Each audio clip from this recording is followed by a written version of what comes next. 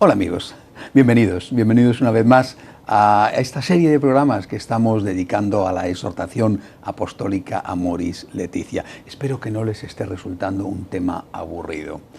Quizá es un tema diferente a otros de los que he hablado, pero confío en que ya a partir de hoy que vamos a entrar a estudiar con detenimiento la exhortación, le resulte mucho más interesante que lo anterior. Sin embargo, lo anterior también era importante. Si es una exhortación apostólica, hay que saber qué es una exhortación apostólica. Se puede discutir o no discutir de las cosas que en ella dicen. En general, en cualquier exhortación apostólica, ¿está el tema zanjado y cerrado o está todavía abierto al debate? Es un tema decisivo. ¿Y con qué criterio tenemos que leer este documento? ¿Con qué criterio tenemos que leer las páginas, los textos? ¿Los fáciles? ¿Los que no crean polémica? ¿O los que sí que crean polémica? ¿Con qué criterio tenemos que leerlos? Si lo hacemos con un criterio de ruptura con el magisterio anterior, pues quizá estamos equivocándonos, aunque ese sea el criterio que usan los medios de comunicación. Y en cambio, si lo hacemos con un criterio de continuidad, especialmente cuando los textos no están extraordinariamente claros, entonces estamos acertando. Y además es que eso es lo que quiere el Papa Francisco. Bueno, pues vamos a entrar ya en la Amoris Laetitia. Quiero dedicar un programa a cada uno de los capítulos, son 9 capítulos, pero a uno de ellos que ciertamente ha resultado el más conflictivo, el capítulo 8 le dedicaré 2 programas. Dejando claro desde el primer momento que lo que el Papa tiene en su corazón no es, en la Amoris Laetitia, no es crear polémica, ni que todos nos fijemos en la comunión de los divorciados vueltos a casar, sino en la espiritualidad matrimonial. Para el Papa, el capítulo 4 de la espiritualidad matrimonial es el más importante. ¿Y de qué va el capítulo 1? Pues de lo que tiene que ir de la Biblia, es decir, para el católico, y el Papa es el primer católico, de lo que se trata es de ver qué dice la palabra de Dios. Lo dije ya en el primer programa, el Papa no es un señor absoluto, un monarca absoluto, un tirano que dice lo que quiere decir. Hoy esto es verdad, mañana porque yo lo digo. El Papa no es alguien que puede decir, habéis oído que Jesús os dijo, pero yo os digo. Para nada. Ni se le pasa por la cabeza a ningún Papa, jamás ha ocurrido, y desde luego no se le pasa ni por la cabeza al Papa Francisco. El Papa está al servicio, es siervo de los siervos de Dios, está al servicio de la palabra, está al servicio de la transmisión íntegra, fiel del mensaje que él ha recibido, que el anterior recibió del anterior, hasta llegar a San Pedro, el primer Papa, el primer vicario de Cristo, y por supuesto a nuestro Señor Jesucristo, cuyas enseñanzas están recogidas en esa palabra de Dios. Por eso, como debe de ser, la exhortación apostólica empieza hablando de lo que la Biblia dice a propósito de la familia. Y el Papa se fija, naturalmente, no puede ser de otra manera porque es lo primero, en lo que dice el libro del Génesis, es decir, la creación del hombre, y la creación del hombre como hombre y como mujer. En el centro del mensaje bíblico sobre la familia, encontramos la pareja del padre y de la madre, con toda su historia de amor. En ellos se realiza aquel designio primordial que Cristo mismo evoca con intensidad. ¿No habéis leído que el Creador en el principio los creó hombre y mujer? Mateo 19:4. Y se retoma el mandato del Génesis. Por eso abandonará el hombre a su padre y a su madre, y se unirá a su mujer, y serán los dos una sola carne. 2:24. Los 2 grandiosos primeros capítulos del Génesis, sigue diciendo el Papa en Amoris Laetitia, nos ofrecen la representación de la pareja humana en su realidad fundamental. En ese texto inicial de la Biblia brillan algunas afirmaciones decisivas. La primera, citada sintéticamente por Jesús, declara: Dios creó al hombre a su imagen. A imagen de Dios lo creó. Varón y mujer los creó. Sorprendentemente, la imagen de Dios tiene como paralelo explicativo precisamente a la pareja hombre y mujer. ¿Significa esto que Dios mismo es sexuado o que con él hay una compañera divina, como creían algunas religiones antiguas? Obviamente no, porque sabemos con cuánta claridad la Biblia rechazó como idolátricas estas creencias difundidas entre los cananeos de la Tierra Santa. Se preserva la trascendencia de Dios, pero puesto que es al mismo tiempo el Creador, la fecundidad de la pareja humana es imagen viva y eficaz, signo visible del acto creador. La pareja que ama y genera la vida es la verdadera escultura viviente, no aquella de piedra u oro que el Decálogo prohíbe, capaz de manifestar al Dios creador y salvador. Por eso, el amor fecundo llega a ser el símbolo de las realidades íntimas de Dios. El Papa destaca también que el propio Dios se nos revela como familia y que por eso es la familia formada por un hombre y una mujer la que es imagen y semejanza suya. La familia es la imagen y semejanza de Dios. Bajo esta luz, la relación fecunda de la pareja se vuelve una imagen para descubrir y describir el misterio de Dios, fundamental en la visión cristiana de la Trinidad que contempla en Dios al Padre, al Hijo y al Espíritu de amor. El Dios Trinidad es comunión de amor y la familia es su reflejo viviente. Nos iluminan las palabras de San Juan Pablo II. Nuestro Dios, en su misterio más íntimo, no es una soledad, sino una familia, puesto que lleva en sí mismo paternidad, filiación y la esencia de la familia, que es el amor. Este amor es la familia divina, es el Espíritu Santo. La familia no es, pues, algo ajeno a la misma esencia divina. Es precioso este concepto que nace del dogma trinitario y que el Papa recoge y explicita aquí en la Amoris Laetitia. Dios es familia. Dios es familia, es bellísimo. Dios es familia. Si tenemos, por lo tanto, que imitar a Dios, estamos creados a su imagen y semejanza, tendremos que vivir en familia. Solo cuando vivimos en familia somos capaces de imitar plenamente a Dios. Otro aspecto que destaca el Santo Padre es la ayuda recíproca que se debe dar entre los esposos. Pero Jesús, en su reflexión sobre el matrimonio, nos remite a otra página del Génesis, el capítulo 2, donde aparece un admirable retrato de la pareja con detalles luminosos. Elijamos solo dos, dice la exhortación. El primero es la inquietud del varón que busca una ayuda recíproca, capaz de resolver esa soledad que le perturba y que no es aplacada por la cercanía de los animales y de todo lo creado. La expresión original hebrea nos remite a una relación directa, casi frontal, los ojos en los ojos, en un diálogo también tácito, porque en el amor los silencios suelen ser más elocuentes que las palabras.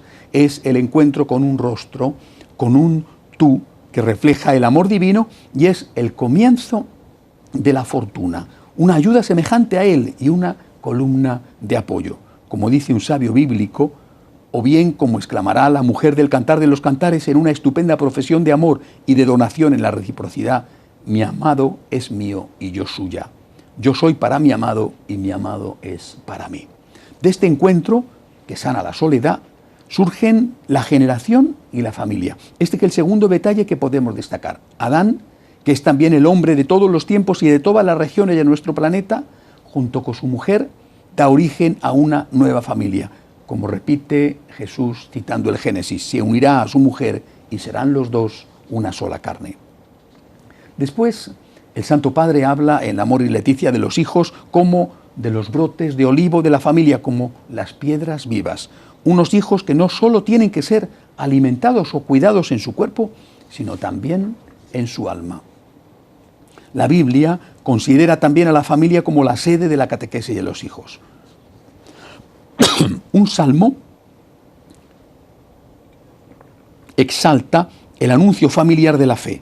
Lo que oímos y aprendimos, lo que nuestros padres nos contaron, no lo ocultaremos a sus hijos. Lo contaremos a la futura generación. Las alabanzas del Señor, su poder, las maravillas que realizó, porque Él estableció una norma para Jacob, dio una ley a Israel. Él mandó a nuestros padres que lo enseñaran a sus hijos, para que lo supiera la generación siguiente y los hijos que nacieran después, que surjan y lo cuenten a sus hijos. Salmo 38, 3 al 6. Por lo tanto, sigue diciendo el Papa en Amoris Laetitia, la familia es el lugar donde los padres se convierten en los primeros maestros de la fe para sus hijos. Es una tarea artesanal de persona a persona. Cuando el día de mañana tu hijo te pregunte, le responderás, dice el Éxodo. Así las distintas generaciones entonarán su canto al Señor, los jóvenes y también las doncellas, los viejos junto con los niños. Los padres, sigue diciendo el Papa Francisco, tienen el deber de cumplir con seriedad su misión educadora, como enseñan a menudo los sabios bíblicos. Los hijos están llamados a acoger y practicar el mandamiento honra a tu padre y a tu madre, donde el verbo honrar indica el cumplimiento de los compromisos familiares y sociales en su plenitud, sin descuidarlos con excusas religiosas.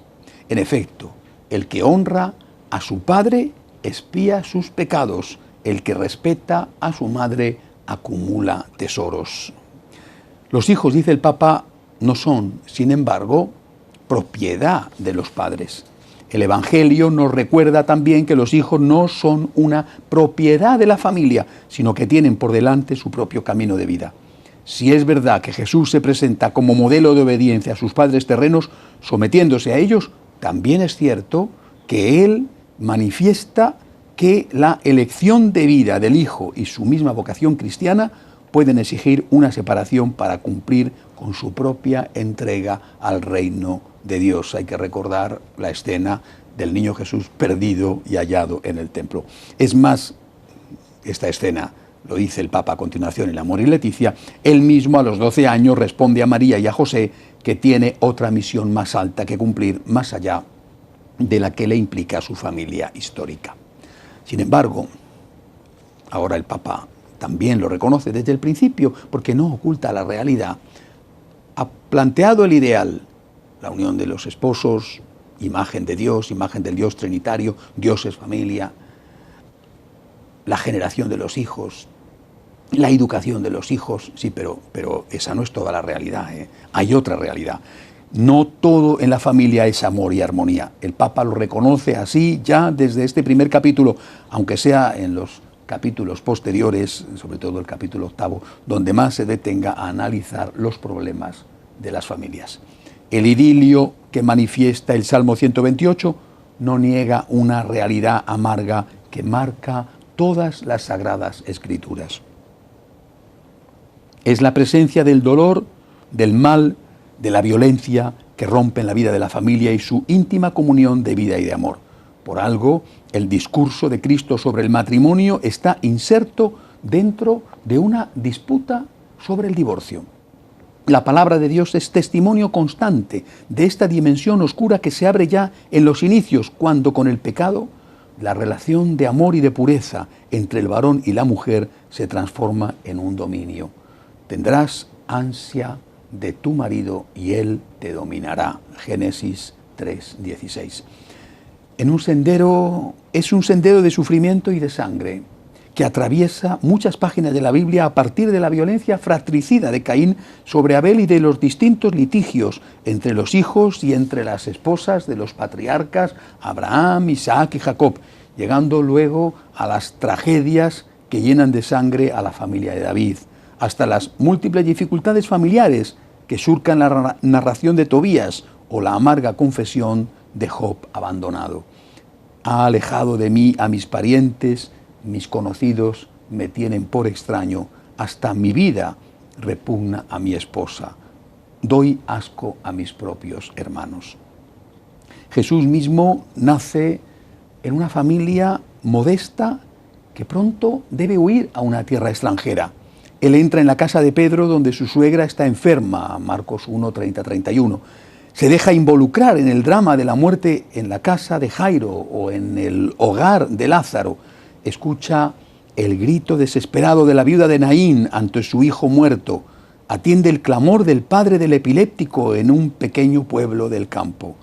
Encuentra a publicanos como Mateo o Zaqueo en sus propias casas y también a pecadoras como la mujer que irrumpe en la casa del fariseo.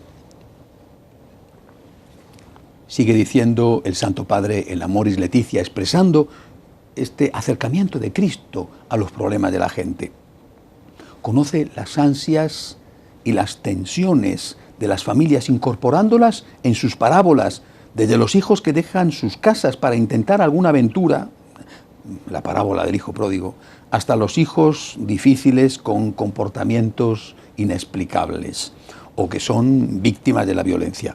Y se interesa incluso por las bodas, que corren el riesgo de resultar bochornosas por la ausencia de vino, el milagro de las bodas de Caná, o por falta de asistencia de los invitados, así como conoce la pesadilla por la pérdida de una moneda en una familia pobre. En este breve recorrido, sigue diciendo el Papa en la exhortación apostólica, podemos comprobar que la palabra de Dios no se muestra como una secuencia de leyes abstractas, sino como una compañera de viaje también para las familias que están en crisis o en medio de algún dolor, y les muestra la meta del camino cuando Dios enjugará las lágrimas de sus ojos. Entonces ya no habrá muerte, ni luto, ni llanto, ni dolor. Una pausa. ¿Qué quiere decir el Papa con todo esto? Este es un objetivo fundamental de la exhortación apostólica Amoris Laetitia. El Papa, partiendo de este primer capítulo en que está fijándose en la Biblia, está arrancando, como debe de ser, de la palabra de Dios, el Papa dice: la familia es maravillosa. La familia es imagen de Dios. Porque Dios es familia, Dios es la Santísima Trinidad, es Padre, es Hijo, es amor. Pero esta meta, que se realiza con el sacramento, esta meta no siempre se consigue. Esta meta a veces no se alcanza nunca. Otras veces sí se ha alcanzado, pero se ha roto. Aparece la enfermedad, la muerte, la crisis económica. Aparece la traición dentro de la familia, el engaño, el adulterio. Aparece una independencia de los hijos que va más allá de lo que sería legítimo y que rompe con la tradición familiar y que abandona, dando un portazo, la casa paterna. Es decir, la familia, que es lo más maravilloso que existe, la familia conoce la cruz, conoce el sufrimiento. Es también un lugar de sufrimiento. Es un lugar de heridas, no solamente de gozo, de alegría, de qué bonito es el amor. Y en este lugar de heridas hay personas concretas que resultan heridas. ¿Qué es lo que el Papa quiere decirnos desde el principio? Cuando cita todos estos casos, que Jesús sabía esto, que Jesús sabía que la familia, y Él es familia, porque Él es Dios y Dios es Trinidad, la familia también es lugar de sufrimiento y que Él se acerca a las personas que están sufriendo. Él se acerca a la prostituta, se acerca a la mamá que ha perdido el hijo, se acerca a su amigo Lázaro muerto y por tanto a las hermanas de Lázaro que sufren la muerte de un hermano. En sus parábolas hace estas enseñanzas. Se acerca con un corazón lleno de misericordia. Que Dios, Jesús, no es indiferente ante el dolor humano. Esto es lo que el Papa nos está enseñando en la exhortación apostólica. ¿Significa eso que ese acercamiento de Cristo implica dar la comunión a esos heridos de la vida? Esto es otra cuestión. Lo veremos, pero esto es otra cuestión. Esto es otra cuestión que algunos han sacado, extrapolando los textos. Pero, en cambio, no hay nada, absolutamente nada que reprochar a la Amoris Laetitia cuando dice que tenemos que acercarnos como Cristo al que sufre, que tenemos que intentar integrar lo más posible a ese herido en lo más íntimo y lo más sagrado, en lo más importante que tiene, que es su familia, con culpa suya o sin culpa suya, o con una parte de culpa, pero en todo caso a ese herido en su familia y por lo tanto realmente a veces incluso mortalmente herido. Otro aspecto de la vida de la familia, a veces gozoso y otras doloroso, es el trabajo. Sobre él también escribe el Santo Padre con estas citas bíblicas. El trabajo, dice el Papa, hace posible al mismo tiempo el desarrollo de la sociedad, el sostenimiento de la familia y también su estabilidad y su fecundidad. Que veas la prosperidad de Jerusalén todos los días de tu vida, que veas a los hijos de tus hijos. Salmo 128, 5, 6. En el libro de los Proverbios también se hace presente la tarea de la madre de familia, cuyo trabajo se describe en todas sus particularidades cotidianas, atrayendo la alabanza del esposo y de los hijos. El mismo apóstol Pablo se mostraba orgulloso de haber vivido sin ser un peso para los demás, porque trabajó con sus manos y así se aseguró el sustento. Él era tejedor de tiendas, de las tiendas de campaña, que era lo que se usaba en los viajes, sobre todo los que vivían en el desierto.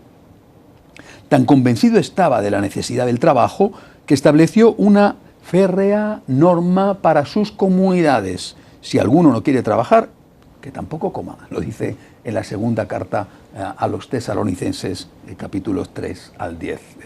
Esta es una frase que muchos tendrían que recordar con frecuencia, aunque también hay algunos que son workaholic, es decir, adictos al trabajo, que tendrían que recordar que no solamente existe el trabajo en la vida, pero por desgracia creo que muchos pecan más de poca afición al trabajo.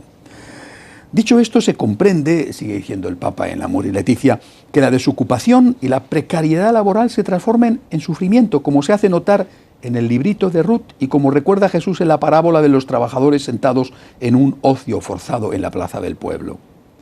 O como él lo experimenta en el mismo hecho de estar muchas veces rodeado de menesterosos o hambrientos. Es lo que la sociedad está viviendo trágicamente en muchos países. Y esta ausencia de fuente de trabajo afecta de diferentes maneras a la serenidad de las familias. Citando la Biblia, el Papa está diciendo que crear trabajo es una extraordinaria obra social. Que dar trabajo es facilitar a la familia que tenga los medios legítimos de subsistencia. Está animando, por lo tanto, a que te pongas a emprender algo que genere trabajo para ti o trabajo para los demás. Termina este primer capítulo del Amor y Leticia con una evocación a una virtud muy querida por el pontífice y de la que habla muchísimas veces, la ternura. En el horizonte del amor central en la experiencia cristiana del matrimonio y de la familia se destaca también otra virtud, algo ignorada en estos tiempos de relaciones frenéticas y superficiales, la ternura. Acudamos al dulce e intenso Salmo 131. Como se advierte también en otros textos, la unión entre el fiel y su Señor se expresa con rasgos de amor paterno o materno. Aquí aparece la delicada y tierna intimidad que existe entre la madre y su niño, un recién nacido que duerme en los brazos de su madre después de haber sido amamantado. Se trata de un niño ya destetado, que se aferra conscientemente a la madre que lo lleva en su pecho. Es entonces una intimidad consciente y no meramente biológica. Por eso el salmista canta uno de los salmos más bellos. Personalmente lo rezo con frecuencia y se lo digo a la Santísima Virgen. Tengo mi interior en paz y en silencio, como un niño destetado en el regazo de su madre. Es algo muy parecido a lo que la Santísima Virgen le dijo a San Juan Diego en Guadalupe. Con esta mirada hecha de fe y de amor, de gracia y de compromiso, de familia humana y de Trinidad divina, contemplamos la familia que la palabra de Dios confía en las manos del varón, de la mujer y de los hijos, para que conformen una comunión de personas que sea imagen de una unión entre el Padre, el Hijo y el Espíritu Santo. La actividad generativa y educativa es a su vez un reflejo de la obra creadora del Padre. La familia, concluye el Papa este primer capítulo de la Amoris Leticia, la familia está llamada a compartir la oración cotidiana, la lectura de la palabra de Dios y la comunión eucarística para hacer crecer el amor y convertirse cada vez más en templo donde habita el Espíritu Santo. Primer capítulo del Amoris Leticia dedicado a la Biblia. Primer capítulo donde ha puesto las bases de lo que después va a desarrollar. Siempre es así entre nosotros. Vuelvo a repetir, el Papa no está por encima de la palabra de Dios. El Papa se apoya en lo que dice la palabra. Por ejemplo, se apoya en lo que dice la palabra para mostrarnos a un Jesucristo misericordioso, a un Cristo que conoce el sufrimiento de los hombres, a un Cristo que se encuentra con las tragedias de la muerte, con las tragedias de la ruptura, con las tragedias de la traición, con las tragedias de la falta de trabajo. Y que se acerca a la persona que sufre a decirle, te amo, no estás solo, ven a mí tú que estás cansado y agobiado y yo te aliviaré. Y que nos pide a nosotros, y el Papa nos lo pide encarecidamente, tenemos que escucharle, que nos pide a nosotros, intégrales, acércate a ellos, acércate a esos heridos de la vida para acogerles. Insisto, ¿esto significa que hay que dar la comunión a los divorciados vueltos a casar? Jamás lo dice el Santo Padre. Significa que hay que tener misericordia con los que sufren y que hay que integrarles al máximo. Y muchas veces hay que integrarles empezando por darles un trabajo o por darles una curación a su enfermedad cuando esto es posible. Vamos a seguir meditando sobre el amor y Leticia la semana que viene, si Dios quiere. Muchas gracias.